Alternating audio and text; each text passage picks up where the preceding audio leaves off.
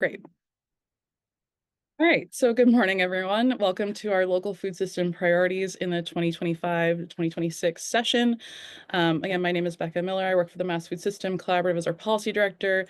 And you're going to hear from some amazing experts that I work with and I feel lucky to work with that will speak about policy priorities across the local food system, as you'll see on this diagram, from food production, food processing, education, purchasing, preparation and consumption, and resource and waste recovery. We're really excited to share our priorities with all of you, and we really appreciate your partnership in this work. We couldn't do this without you. And we know that, as the diagram shows in a very simplified way, we need good public policy at the local, state, and federal level to support a sustainable, equitable, resilient food system. So we are going to be talking a little bit more about some bills and some budget items today that would support and enhance some food system areas. So with that, I will pass it over to Representative Hannah Kane to talk more about the Food System Caucus.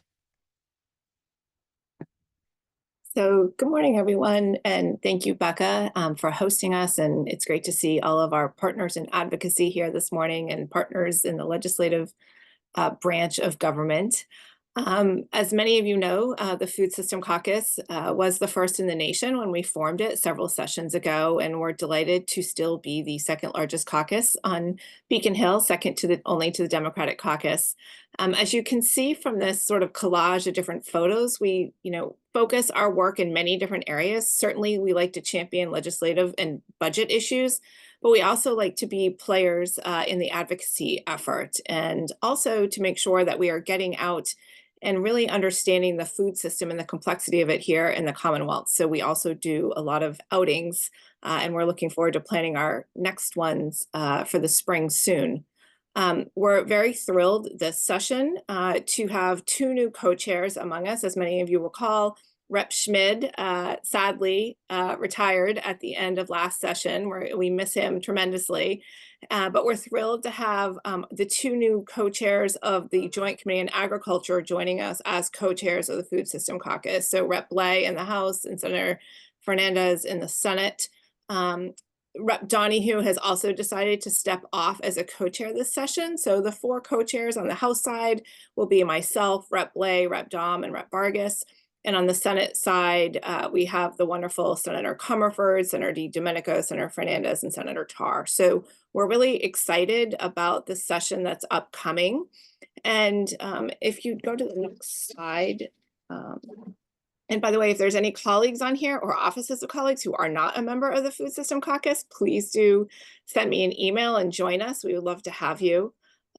We focus our three sort of strategic priorities in the areas of increasing food access and reducing food insecurity, preserving and protecting farmland, and increasing economic development in ag fisheries. And so last session, we had 8 priority bills and 20 endorsed bills, and we've just concluded the process of asking colleagues to submit bills for this session, and myself and Senator Comerford's office, Carrie, who's on, and Rachel and Senator Comerford's office have been reviewing all of the bills that have been submitted to get ready to send to the co-chairs and then to the balance of the Food System Caucus members for their consideration, what we think should be the priority endorsed bills for this session. To no one's surprise, like in every aspect of legislative issues, not all of our bills that were priority endorsed last year were adopted. So many of the bills that we will have will look the same. We're actually excited. We got a number of different bills submitted this year, and part of it is really coming from a wide swath of members of the caucus. So we're really excited about that. In total, we had 39 bills submitted. 11 were duplicates, where a House member and a Senate member might have submitted, both of the bills in the different branches. So in the coming days, we'll be getting that out to our caucus. And when we are finished with that work, we will be publicizing our priority and endorsed bills. We also are gearing up for budget season. And we're also still fighting, hopefully, to get HIP funds back into this fiscal year. We're still waiting for the governor to file a SUP to wait to see if she has funding in that. And if not, hopefully when we take it up in the House, we can do it a budget amendment and in the Senate. I just met yesterday with the chair of Ways and Means. One of my top priorities is always HIP.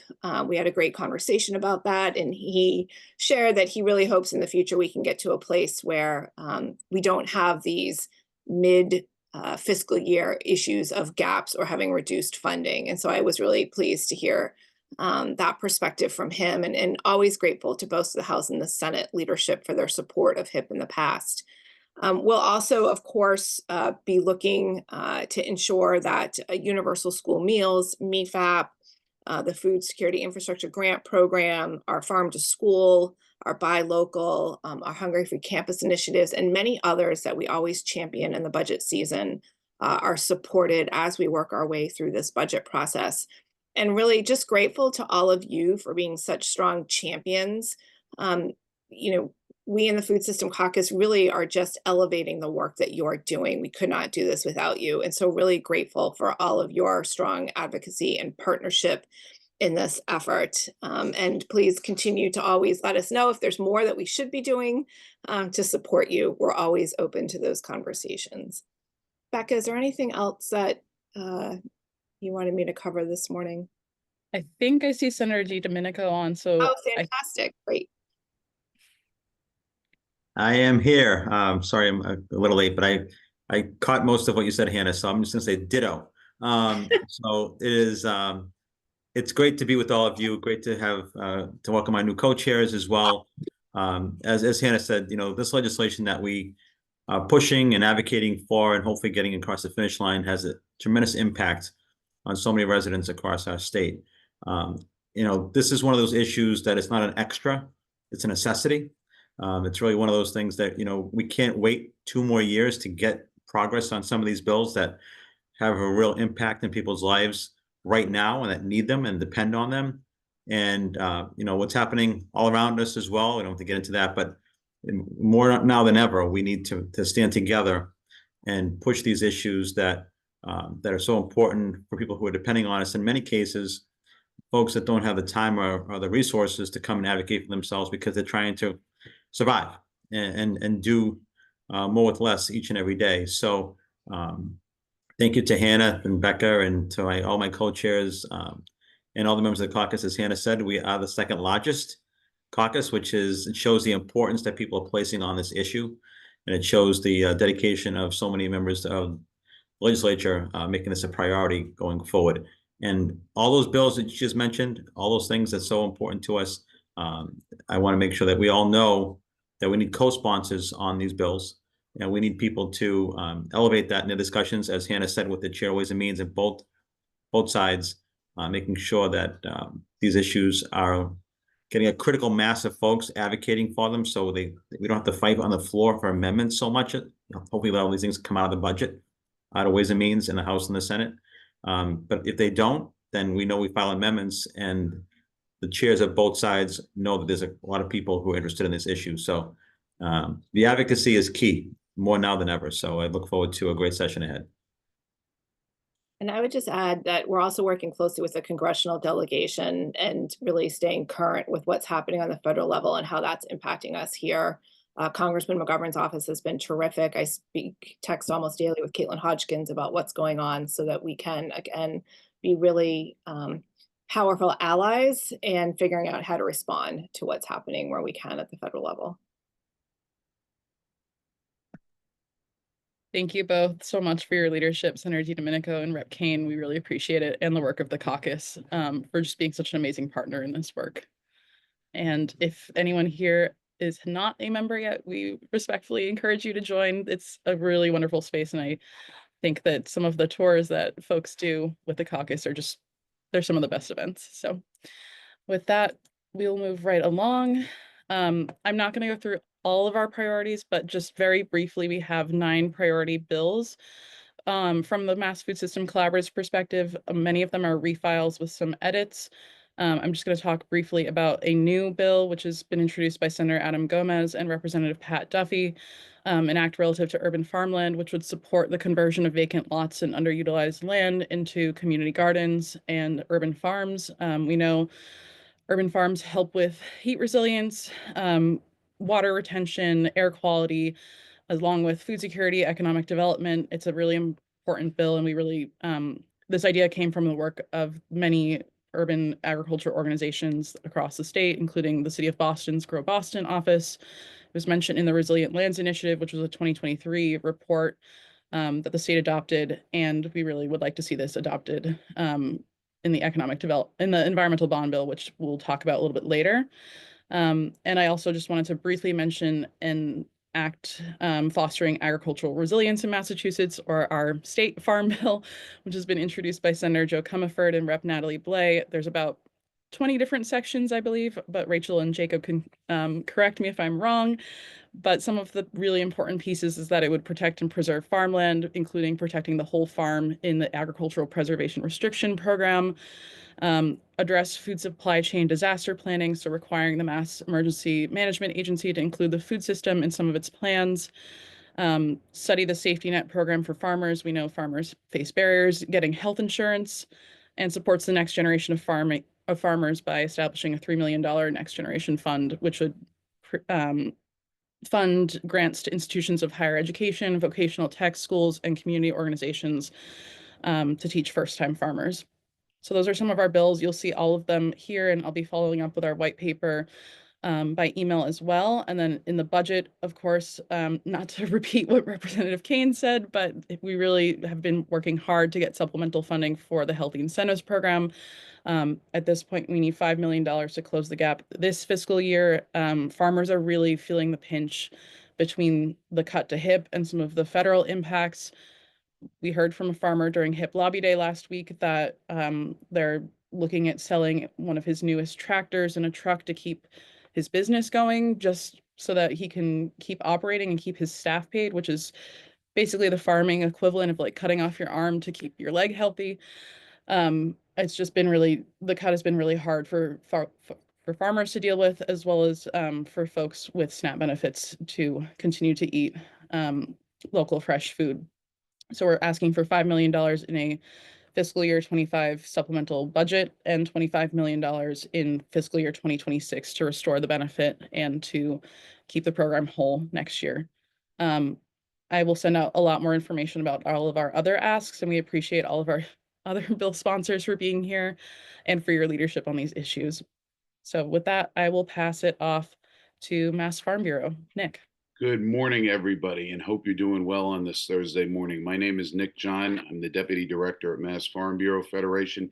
So great to see so many familiar faces that we just interacted with on Ag Day earlier this week.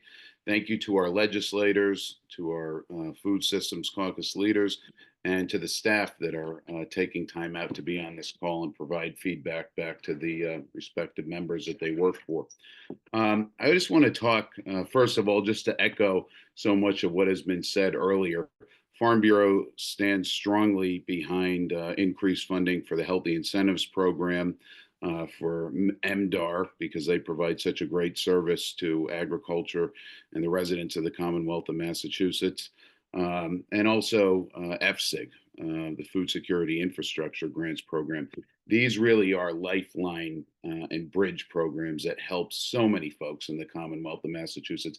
And I'm sure that nobody would question me if I said I know that everybody on this briefing today fully supports funding for these programs and making sure that they continue on into the future. Rather than slides, I'm going to talk about a couple of big ticket items in general terms. The first one being PFAS. From a Farm Bureau perspective, 3 years ago when we saw what was happening in Maine, we didn't know what we didn't know. People were questioning the science. What did a positive test mean in land or water or agricultural commodity? And farms were being shut down left and right up there. And in Massachusetts, we really worked to sound the alarm bells to make sure that folks were aware that PFAS was becoming a problem, was up and coming, and that we really needed to make sure that legislators and regulators were letting the science drive the conversation and were aware of what the stakes are. 3 years later, I feel that we are in a much better place on PFAS. And like so many other topics, the Commonwealth is really being a leader here, especially on the East Coast and in the Northeast region that we all call home. One thing that has become apparent, though, and I scheduled a briefing for the Massachusetts agricultural commodity groups with DEP a couple months ago, just to talk in general terms about where we were, testing, mitigation, best practices, liability. It became a little bit clear that there is a disconnect between the agency and the perspective and the approach they're taking and what the legislature is doing. And so I would just urge in general, there's a lot of benefit in having folks be on the same page, especially on a topic as complex as this. PFAS is a big pie. I get it. Agriculture is a sliver of that pie, but it really is challenging and complex with regard land applied biosolids, soil mitigation. I mean, it's really just like anything else across the commodity groups. It's a complex topic, and I would just urge respectfully that the legislature foster some good communication with DEP as we try to mitigate this complex topic and work forward into the future. The other piece is around agricultural labor in the Commonwealth of Massachusetts. And certainly for the last couple of sessions, there have been some bills that have been filed and refiled and amended slightly on the topic. And they're complex as well, because we're not just talking about wage, we're talking about overtime, paid time off, a tax credit, rest time.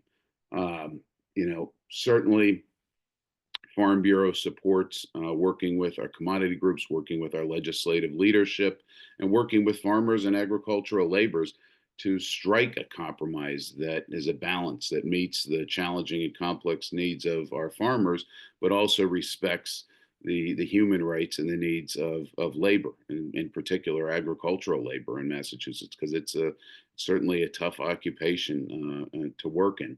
So we are working in good faith on that. A lot of it is going to come down to the ability to coalesce data from the commodity groups respectively, and to bring that forward and hopefully, create a study that really gives us an accurate landscape of where things are in Massachusetts across the regions that we have and across the agricultural commodity groups. Again, challenging topic. If I had to pick other things that I could work on that were a lot happier, believe me, I would. But it's important that we work together to get this right and create something that's going to be a good solution for the future.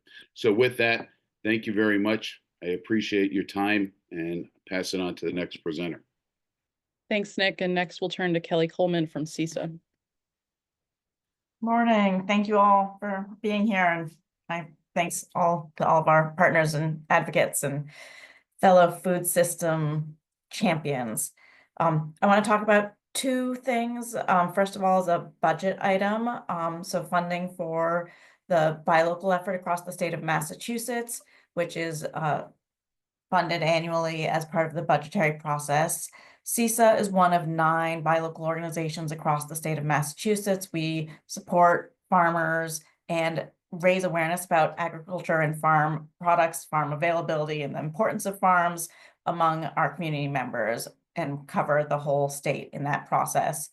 Right now, it's a particularly important time to ensure that our community members understand how to buy local food, where to buy local food, and how to support their local farmers, especially as farmers are experiencing tremendous amount of uncertainty at the federal level, cuts with HIP right now, and several years of challenging financial viability constraints with increased input costs and still recovering from climate related weather disasters over the last couple of years. So it's really essential that farmers are getting support across all sectors, and the community is one of those very important sectors. Buy local funding helps ensure that our communities are aware of local agriculture and the value and importance of local farmers.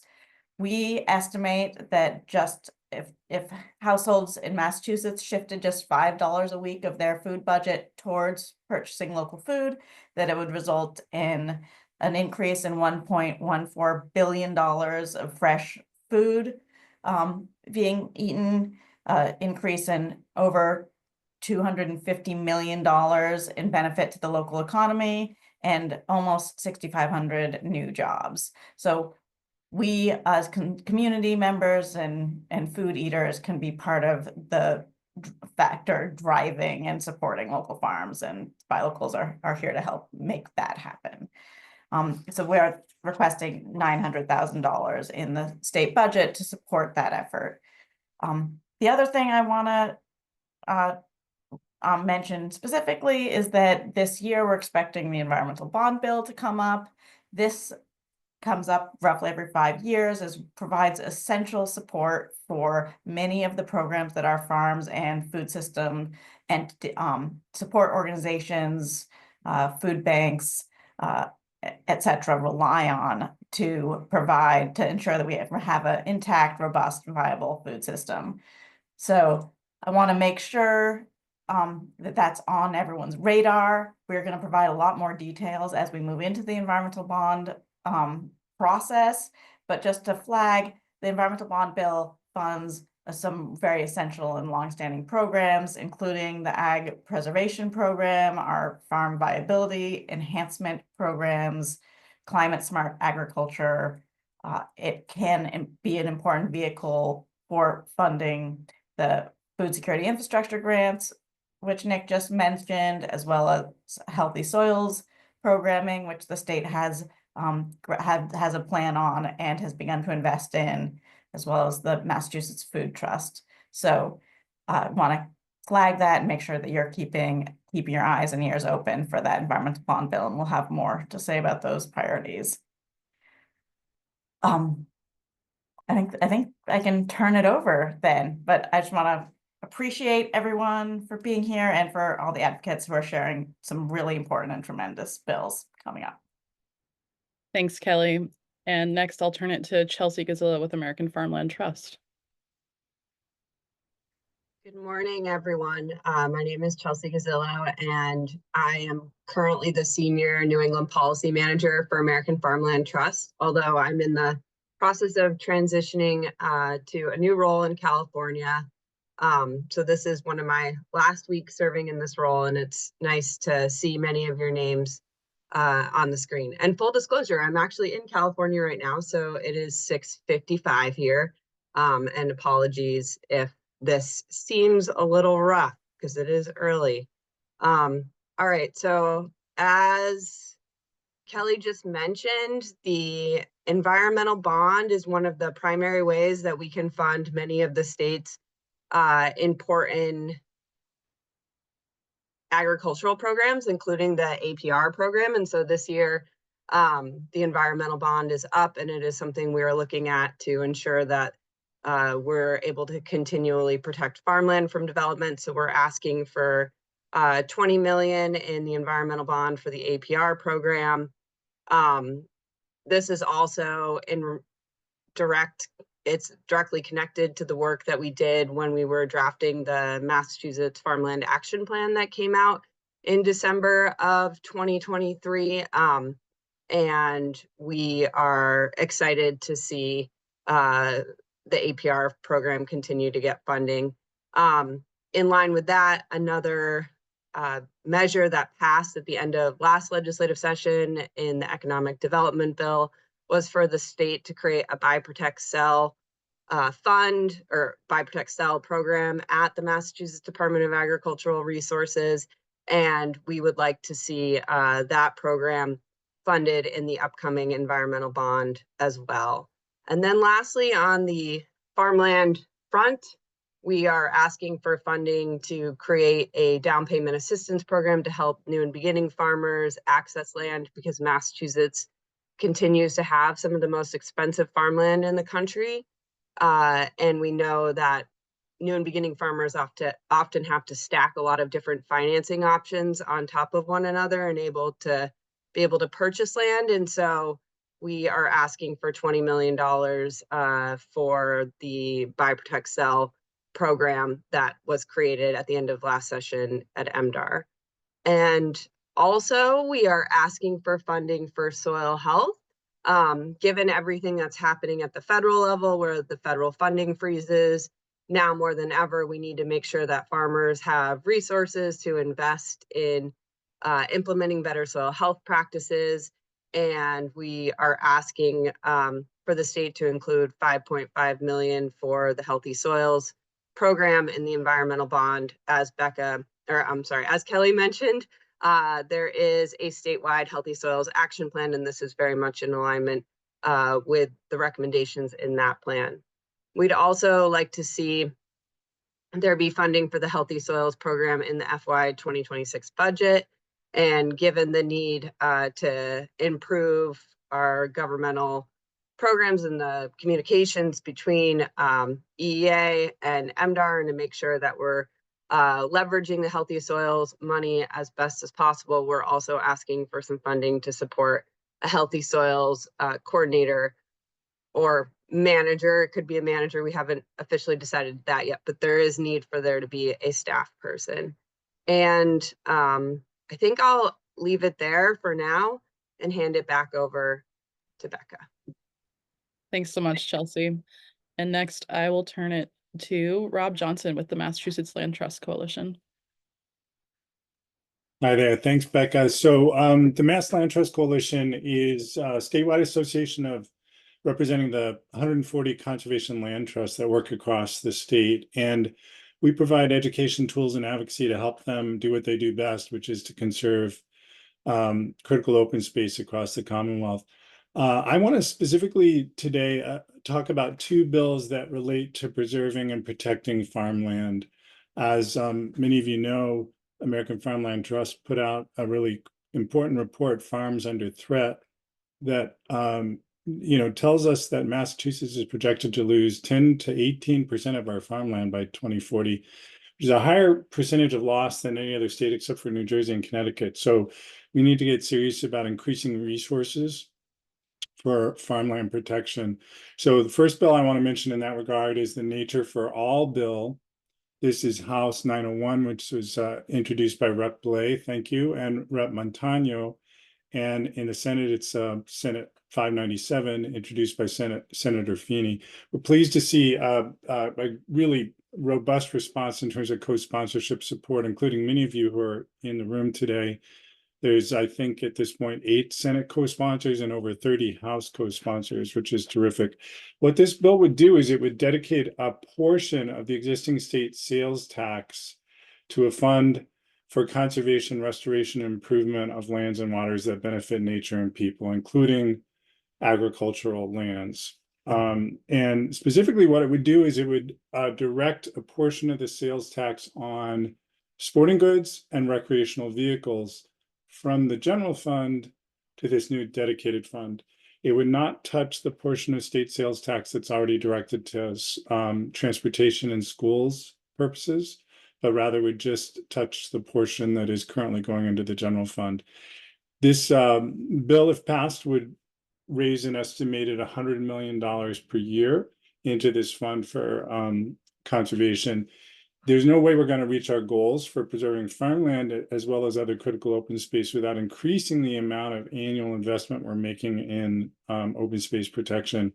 This bill would significantly increase the annual appropriations that are today going from environmental bond authorizations. Second bill I want to speak to is a proposal for a legislative amendment to the Constitution relative to ag and horticultural lands.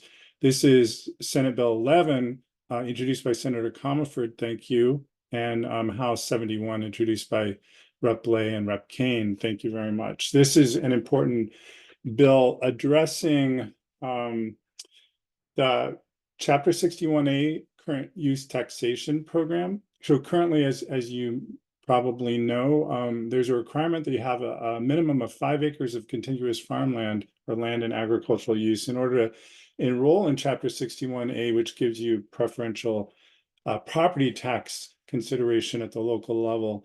This bill, which also enjoys a growing list of co-sponsors, including many of you in the room. I noticed Rep. Dom is here. Thank you for co-sponsoring this important bill. This would eliminate that 5 acre minimum requirement and allow agricultural lands of any size to be enrolled. And this is critical because not only in an urban context, but even in outside of the urban context, many important parcels are in ag and garden and farm production that are much smaller than 5 acres in size. So thank you for considering these important bills, and I'll put a link in the chat to the rest of our more details on the rest of our policy agenda. But thanks very much, and back to Becca. Thanks, Rob. And next we'll go to Alexis Walls with the Mass Public Health Alliance. Hello all. Thanks so much, Becca and the Food System Collaborative for hosting, and for the Food Caucus and all of the legislators and staff and partners joining today. I know I'm really encouraged just hearing about all the different parts of the food systems that that many partners are coming together to address in our state. And just want to say that while I'm just talking about one program today, our organization finds many of the policies and programs that have been discussed so far to be really important. And so really grateful to be collaborating with many of you. As Becca mentioned, my name is Alexis Walls. I work with the Mass Public Health Alliance. And for those who are not familiar, we are a small nonprofit that does public health policy advocacy. And so really our philosophy is that health isn't created in the doctor's office or the emergency room, but in the social and structural conditions where we live and work and play. And food is a really big part of that. And so the program I want to talk to you about today is the Mass Food Trust Program, which is a healthy food financing program that provides loans, grants, and business assistance to healthy food retailers in low income, low food access communities.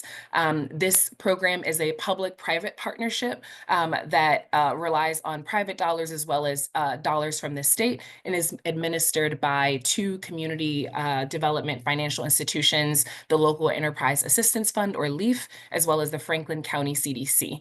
And so what we are advocating for this session are 2 things. One is more along the lines of securing capital funds for the program. The other is around the lines of operating.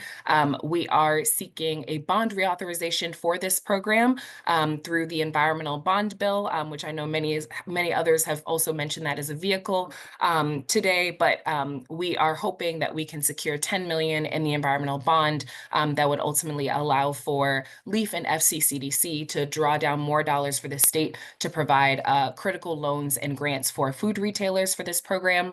And we are also advocating that funding for the food trust, operating funding for the food trust, be restored in the FY26 budget.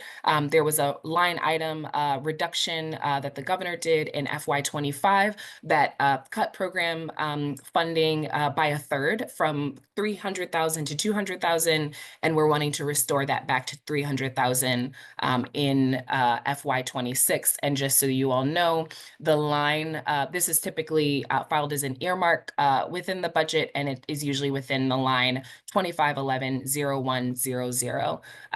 Just to share a little bit more about the Food Trust program, the Food Trust is a program that has statewide impact. You all can see on the map on the screen that the program has funded about 91 projects throughout the state, and each of those projects is sort of distributed amongst 67 unique food retailers that has impacted over 418,000 people across 11 counties in the state of Massachusetts.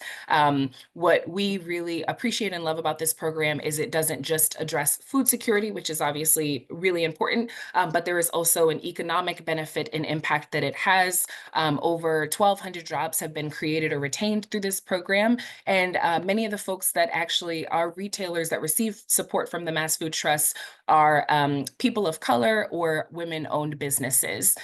These programs often support retailers that hire from the local community. So about 90% of hires for retailers that are funded by the Food Trust hire from within the local community, and 93% of these projects accept or will accept SNAP and WIC, as well as HIP. And so just to zoom in and give you an example of the type of impact these programs can have, the Food Trust funds programs in urban, more populated areas like New Bedford. In the city of New Bedford, the program has funded around 4 projects since fiscal year 19, which has gone towards expanding food access to over 40,000 individuals within the city of New Bedford, and has been about $400,000 in funds that have been dispersed and supported. And one of the things to note about the Food Trust is, in addition to providing these loans and grants, the community financial development institutions also continue to support businesses after they've received funds, and provide technical assistance to help them troubleshoot different challenges that they might be experiencing as business owners. And so there's also really good retention, once a business either launches or is able to expand with funding from the Food Trust, they often continue to be a successful program because of some of the support that they're able to receive from staff at LEAF and FCCDC. Another example that's a little bit more rural is a program within the town of Bernardston, Massachusetts, which has a senior population of over 50%, many of whom use SNAP benefits.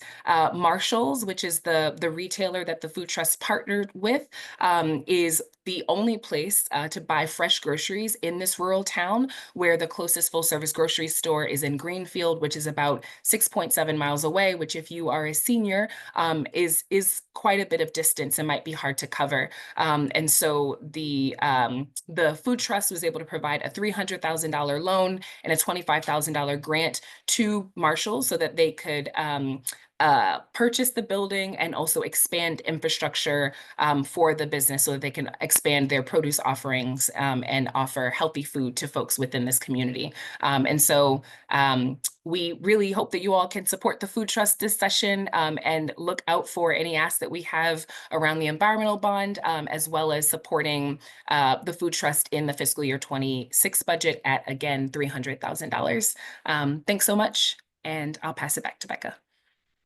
Great. And next we have Simca Horowitz with the Mass Farm to School.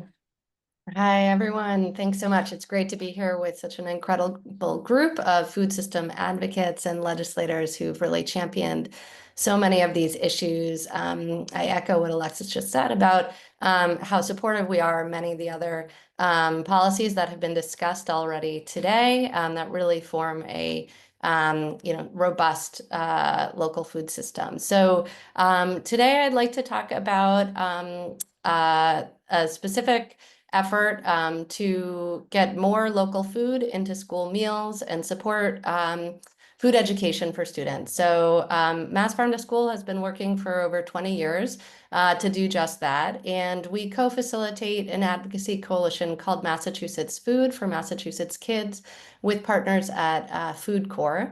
And this is a statewide advocacy effort really focused on maximizing access to really good school meals that are featuring lots of local ingredients and are culturally connected to diverse student populations, and offer engaging food education to students as well. So our priority legislation this session, introduced in the House side by Reps Duffy and Vargas, and on the Senate side by Senator Comerford, is an act establishing the Massachusetts Farm to School program.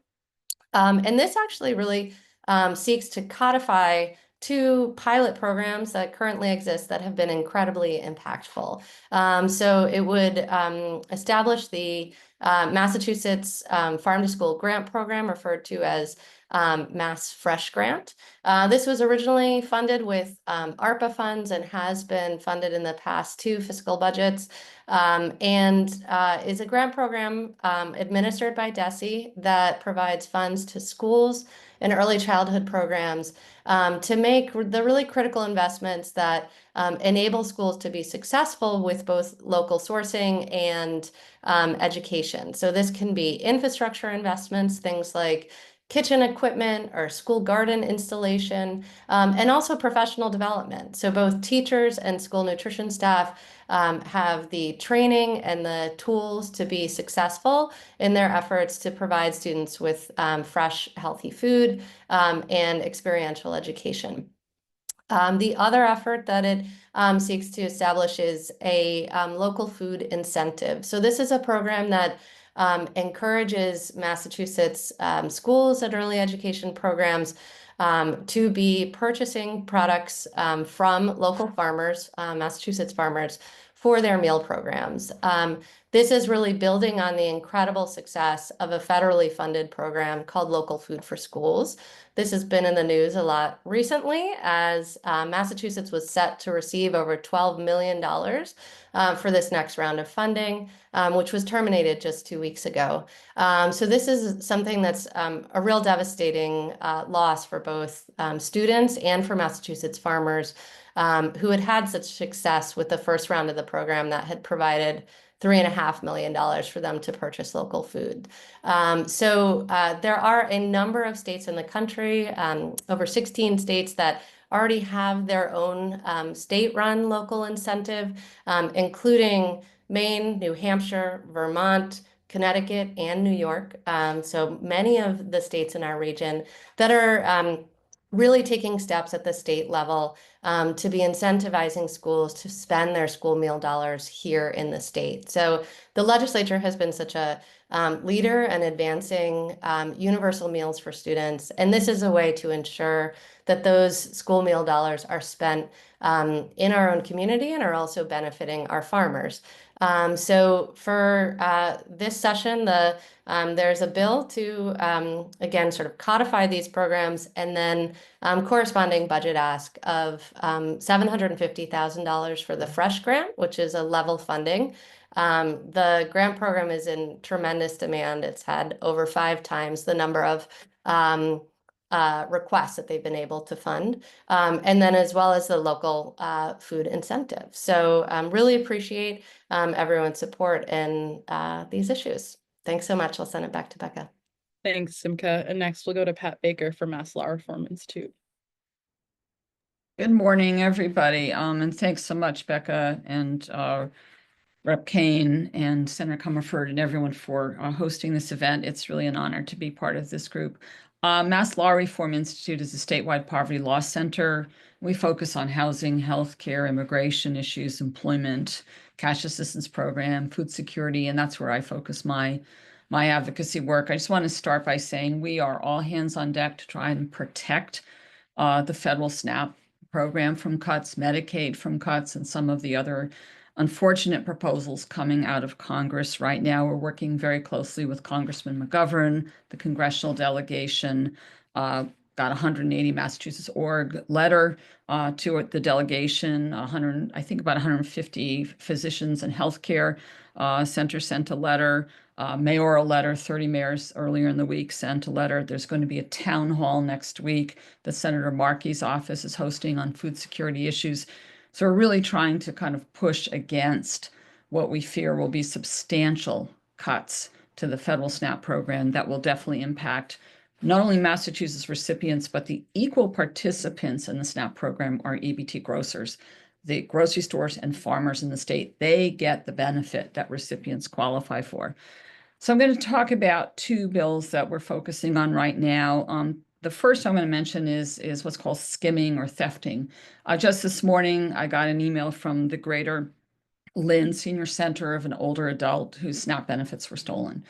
We are getting these calls endlessly and emails from organizations that have seen their clients suffer from benefits stolen because criminal rings, very experienced criminal rings, are able to collect the eligibility, not the eligibility, but the EBT card and PIN information off of point of sale devices. Unlike your credit and debit cards, there's no security feature, a chip tap card that protects against this kind of theft. So what this bill would do, led by Senator Kennedy and Rep. Cairns, would be to require to both replace the stolen benefits as well as put the tap chip onto the EBT card. The state is in the process of going to a new EBT retailer, and we hope that happens as soon as possible to protect benefits. But in the meantime, since December 20th, Congress stopped authorizing replacement of stolen SNAP benefits. So we are asking the legislature in the FY25 supplemental budget and FY26 to replace the stolen benefits of people through no fault of their own have been thefted from. So that's the first bill. The second, again, SNAP is 100% federally funded benefit. Massachusetts currently brings in about $225 million a month, per month, $2.6 billion a year of SNAP benefits into the Commonwealth, which is huge. At the same time, DTA, the Department of Transitional Assistance, has had a very difficult time in the last couple of months keeping up with the federal requirements involved in administering the program. And one of the requirements is that every SNAP applicant has to have an interview by a SNAP worker, not an outside agency, and at review, at recertification. Beck, if you could just go to the next slide for a sec. What we're seeing in the state in the last 6 months is a significant drop in SNAP eligibility, particularly among families with children, because of how cases are on for certain periods of time. There's more review of those cases. And as a result, the caseload for children is going down. I'm hearing from legislators who say constituents are calling them that their constituents cannot get through the DTA assistance line. We are not faulting DTA because they have limited resources. The caseload has gone up since COVID, but the staffing has not, and they are barely treading water. They need to be able to tell you, legislators, what they need in funding in order to keep the benefits rolling. These are 100% federal benefits. 50% of their staffing costs are reimbursed by USDA. But I don't want to say they have a gag order on them, but they need to be able to tell you what they need. And so the bill that Rep. Reina DeRosa and Senator Moore have filed would require them to report that to DTA, report that to the legislature. So that's what the second bill does. Thanks, Becca. Thanks so much, Pat. And next, I'll turn it to Kate Adams of the Greater Boston Food Bank. Thank you, Becca. Good morning, everyone. I echo my colleagues' gratitude to you all for tuning into these important initiatives and the holistic approach that this group of advocates have in supporting the entire food system. So GBFB, we power a network of 600 community food providers, that's food pantries, mobile markets, meal sites, all across Eastern Massachusetts. So up from the New Hampshire border out to Framingham, down to the Cape and Islands. And we continue to serve over twice as many people as we did before the pandemic. Our top priority is the Massachusetts Emergency Food Assistance Program, or MEFAP. This is a budget line item that has been serving food insecure people in everyone's district for 30 years. It allows the 4 food banks of Massachusetts to purchase nourishing food and distribute it through our network. It also has a significant economic stimulus impact, with over half of the funds being used to purchase food from local farmers and food producers right here in Massachusetts.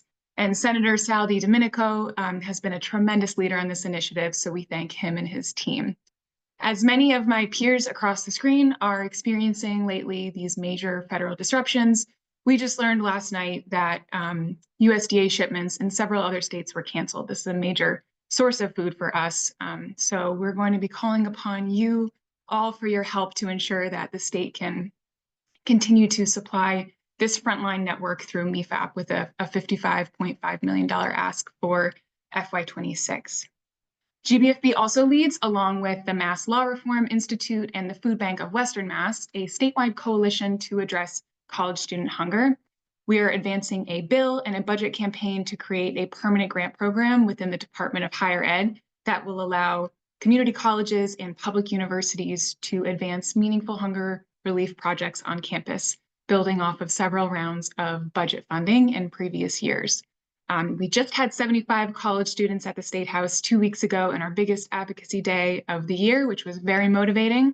We've got 12 Senate co-sponsors on the bill and 22 co-sponsors on the House bill. And our amazing legislative leaders on this are Senator Lovely and Rep. Vargas and Rep. Dom, who are all food systems rock stars. So we are so appreciative of their leadership. And I will turn it back to you, Becca. Thank you. Thanks, Kate. And next, I'll turn it to Celica Bulger Medina from Project Bread. Thank you, Becca. Good morning, everyone. My name is Celica Bulger Medina, and I am the Director of Government Affairs at Project Bread. For folks who don't know, Project Bread is a statewide organization that focuses on connecting Massachusetts residents to federal nutrition programs such as SNAP and the Summer Eats program, and increasing access to those programs. I'd like to take a second to thank members of the Food Systems Caucus for your leadership on these issues. And I'd also like to take a second to thank all the legislators and staff members joining us here today. It's a pleasure to be here with all of you. You have already heard from many of Project Bread's closest friends and allies on several of our key priority legislation for this session. So I'm just going to focus on some budgetary items. The first budgetary line item that I'd like to highlight is for the School Meals for All program. This program has been highly successful in increasing student access to healthy school meals, and participation has been really robust. In the first year of this program's permanent implementation, more than 21 million meals were served in that first year than in the last year of the under the traditional free and reduced price tier system. The Universal School Meals program has ensured children have the fuel they need to succeed in the classroom. It's eliminated school meal debt. It's also helped children get the nutrition that they need. For many students, school meals are the only meals that they might get on any given day. So it's really key to make sure that those meals are healthy and nutritious. From an economic standpoint, the School Meals for All program has empowered school districts to purchase more locally sourced ingredients and directly investing in our local growers and food producers, as Simca from Mass Farm to School alluded to in her presentation.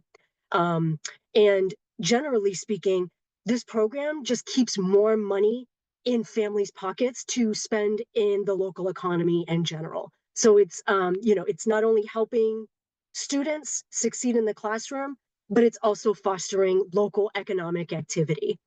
So we're respectfully asking the legislature to continue to prioritize the well-being of our state's K-12 students and fully fund this program for FY26.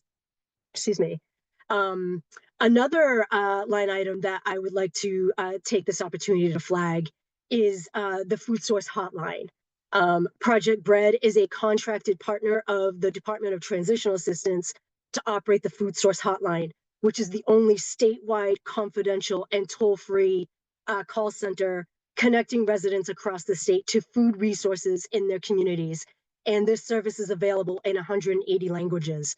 Our hotline counselors can connect folks to programs like Meals on Wheels. We conduct SNAP eligibility screenings. We identify immediate food resources in the community like food pantries. And we also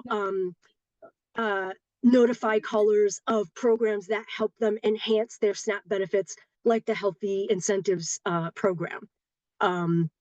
Excuse me one second. The Food Source Hotline has been a trusted resource here in Massachusetts for residents facing food insecurity, and maintaining level funding for the hotline is critical as households may need to navigate the changing landscape in the federal nutrition programs, such as changes in work reporting rules and any other additional changes that may come from federal legislative, budgetary, or rulemaking processes. So we're respectfully asking to maintain $900,000 in level funding to continue to serve folks here in Massachusetts. Thank you so much for listening, and I'm going to pass it back to Becca. Thank you. Thank you. And next we'll go to Jean McMurray from the Worcester County Food Bank.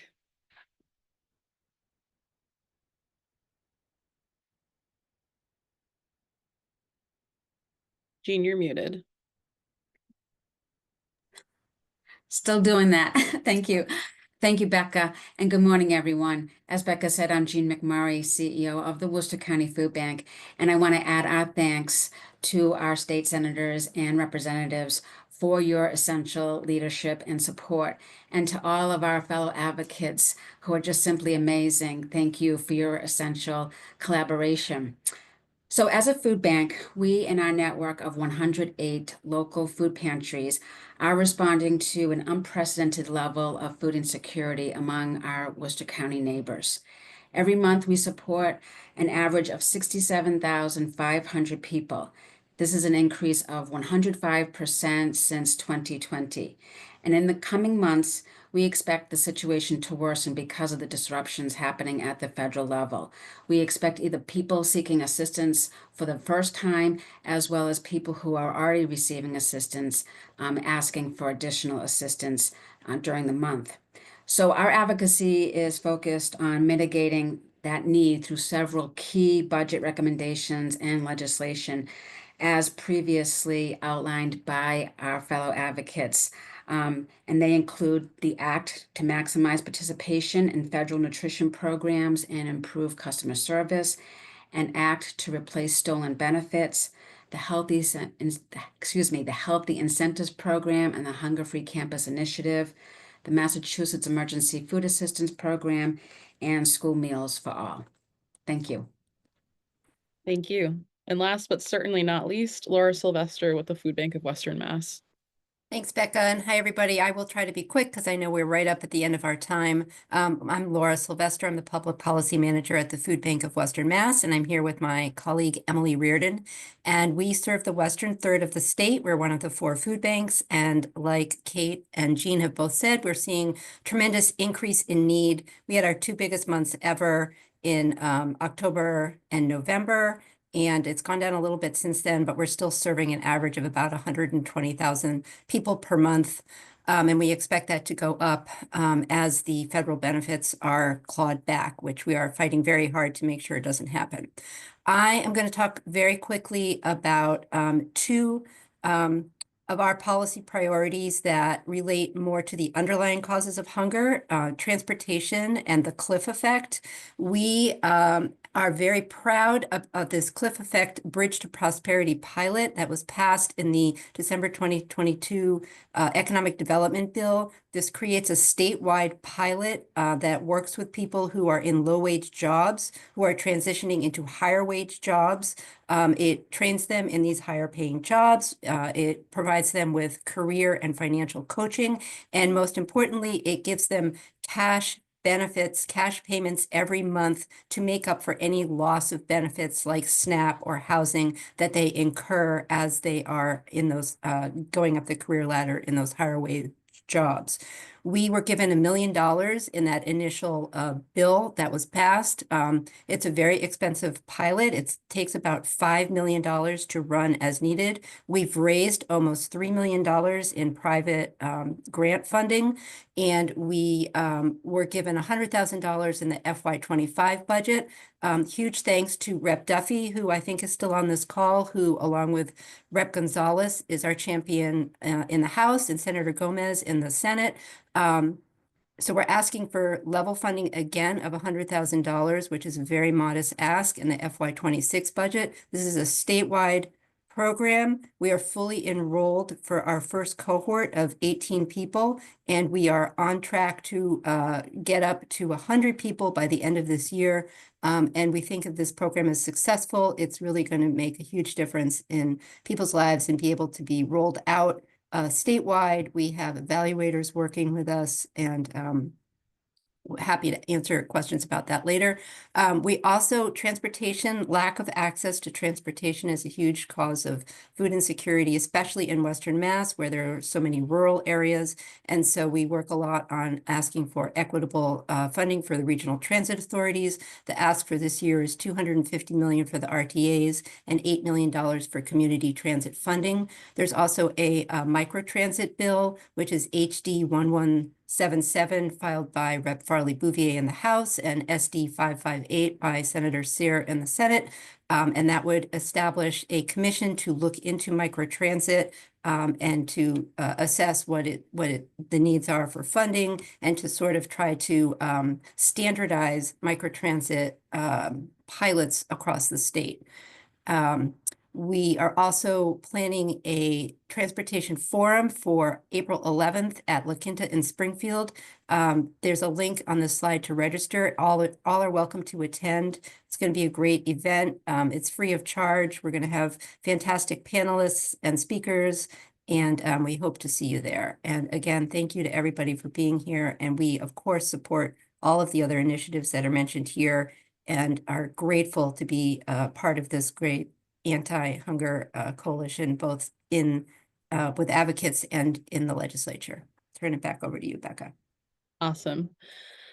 Thank you so much to all of my fellow co-presenters. I know that that was a lot, so we will absolutely be sending out the slides, the recording, and information on all of our asks after this session. And I know we are a few minutes over the hour, but we just wanted to give the opportunity for folks to ask any questions you might have. I see a number of our bill sponsors on the Zoom as well, in case you all want to say anything in support of these bills. We so appreciate your partnership. We couldn't do this work without you, and we hope that you will consider co-sponsoring the bills that were mentioned today, supporting the budget items that were mentioned, as well as the environmental bond bill items that we anticipate will be introduced by the governor's administration later this year, and we'll have a separate session to talk about that further. So I think you've heard enough from me. I want to hear from you all if you have any questions or thoughts. It's great to see some folks on with their cameras on.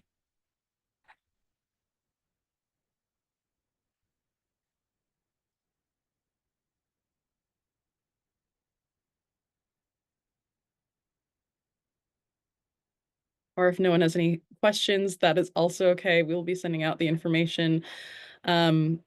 I do appreciate that that was a lot to take in all at once. So I just wanted to share one slide again, very briefly. We wanted to do this together as a group because we know that one piece of the food system, being supported in policy work is going to affect another piece. And so we see, again, like the food system as a broader system that needs policy support in many different areas to become more sustainable, equitable, and resilient in Massachusetts. So you heard a ton of different advocacy asks today that touch on food production, consumption of food, making food available for everyone, regardless of income, as well as distribution and waste and recovery. But again, we need to address the system as a whole to make it more equitable. So just wanted to put a plug for this systems thinking and appreciate all of your work. And again, if anyone has any questions, I can stay on for a few extra minutes, but we know your March is an incredibly busy time, so we appreciate you coming on, and especially Rep. Kane and Senator DiDomenico for speaking earlier this morning. Thanks, everyone. Thanks, Becca. Bye, everyone. Thanks, Becca. Bye, all.